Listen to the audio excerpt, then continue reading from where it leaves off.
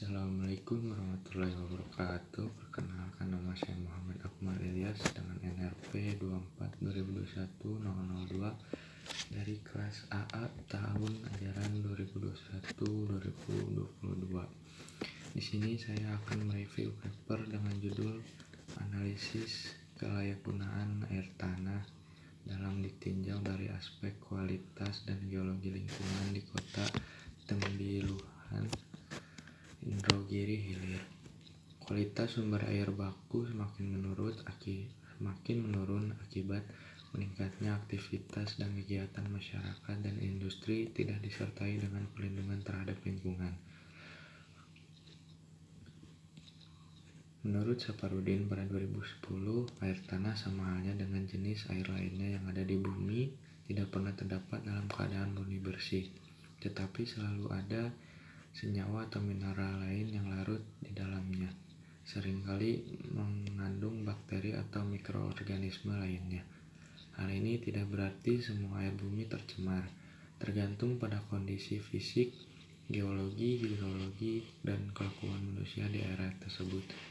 Warga Kota Tembilahan, Kabupaten Indragiri Hilir masih menggunakan air hujan sebagai air konsumsi. Tetapi beberapa tahun terakhir sudah menggunakan air tanah sebagai alternatif pengganti air hujan. Selain bersih, air tanah juga memiliki kadar TSS yang rendah.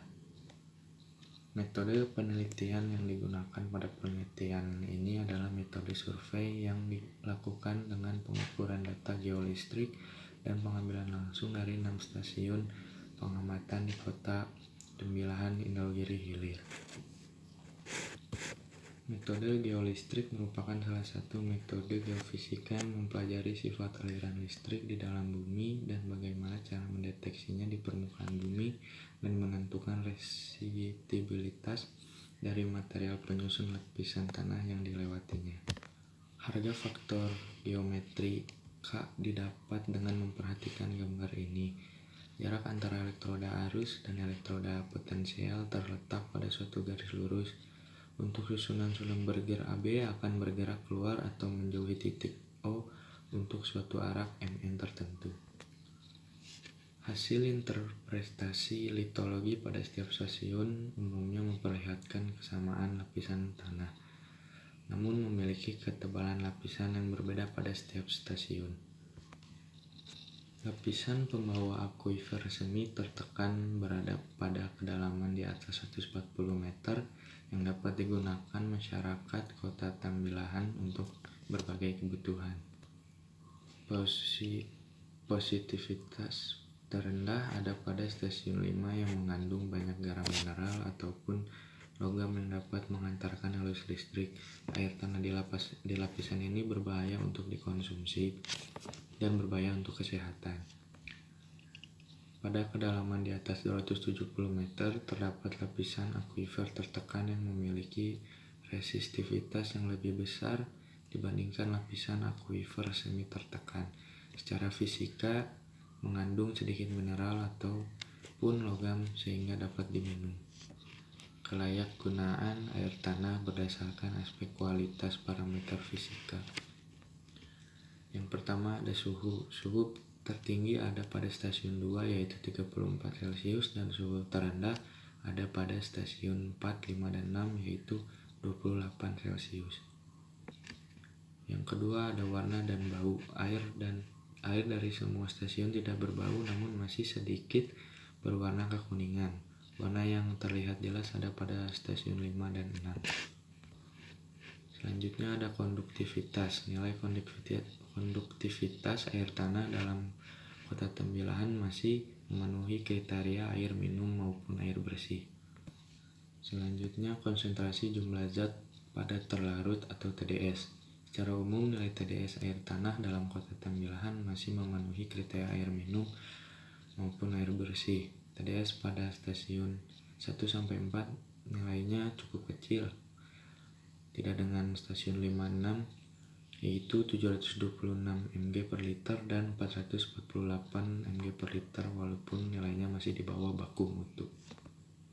Parameter kimia. Yang pertama ada derajat keasaman. Derajat keasaman suatu larutan yang digunakan untuk menjelaskan sifat-sifat senyawa dalam air, asam atau basa.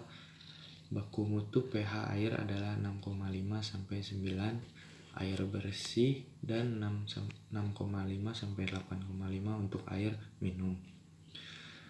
Grafik derajat keasaman air tanah dalam kota tambilahan per stasiun. Pernyataan ada pada gambar ini. Selanjutnya ada kesadahan CaCO3. Kesadahan air disebabkan oleh ion-ion magnesium dan kalsium. Kesadahan tidaklah menguntungkan karena menurunkan tegangan permukaan air. Kesadahan air tanah dalam kota Tembilahan 208 mg. Kesadahan terendah terdapat pada stasiun 4 yaitu 21 mg per liter, dan tertinggi terdapat pada stasiun kelima yaitu 126 mg per liter, walaupun masih di bawah baku mutu. Yang selanjutnya besi. Konsentrasi besi sangat bervariasi pada setiap stasiun, dari 0,1 mg per liter sampai 1 mg per liter. Konsentrasi terendah ada pada stasiun 4 sebesar 0,1 mg per liter, sedangkan konsentrasi tertinggi ada pada stasiun 5 sebesar 1 mg per liter. Tingginya konsentrasi besi menyebabkan air tanah dalam tersebut tidak layak diminum hingga perlu pengolahan lebih lanjut. Selanjutnya ada nitrat. Konsentrasi nitrat air tanah dalam kota Tembilahan masih memenuhi baku mutu air bersih dan air minum.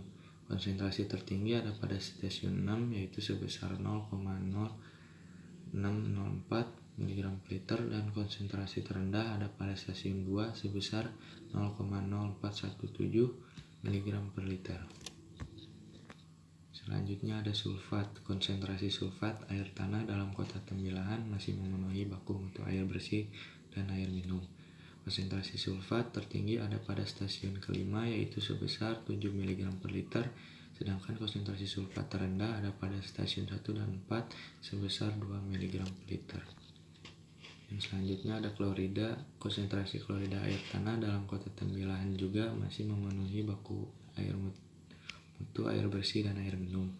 Konsentrasi tertinggi ada pada stasiun 5 yaitu sebesar 224 mg per liter, sedangkan konsentrasi terendah ada pada stasiun 2 sebesar 11 mg per liter. Klorida biasanya ditemui dalam bentuk garam NaCl dan merupakan elektrolit. Hubungan keadaan hidrologi, geografi, dan kualitas air tanah. Hasil uji one-way ANOVA parameter fisika kimia per stasiun. Pengamatan menunjukkan parameter fisika kimia pada setiap stasiun tidak berbeda nyata terjadi karena keadaan hidrogeologi pada setiap stasiun juga tidak jauh beda. Secara fisik, air tanah dalam semi tertekan yang ada di kota Tembilahan sudah memenuhi ambang batas kriteria. Kesimpulannya, air tanah dalam yang digunakan masyarakat kota Tembilahan adalah air tanah pada lapisan akuifer semi tertekan yang berada di bawah lapisan permeabel atau semi kedap air, berupa batu berlumpur dengan kedalaman 147 meter sampai 208 meter. Sedangkan air tanah dalam tertekan kota Tembilahan berada pada kedalaman 272 sampai 311 meter. Secara fisika kimia, air tanah semi tertekan sebagian sudah memenuhi baku mutu sehingga bisa masuk kriteria air bersih atau air minum. Walaupun sebagian wilayah masih memiliki konsentrasi Fe yang tinggi atau konsentrasi besi yang tinggi.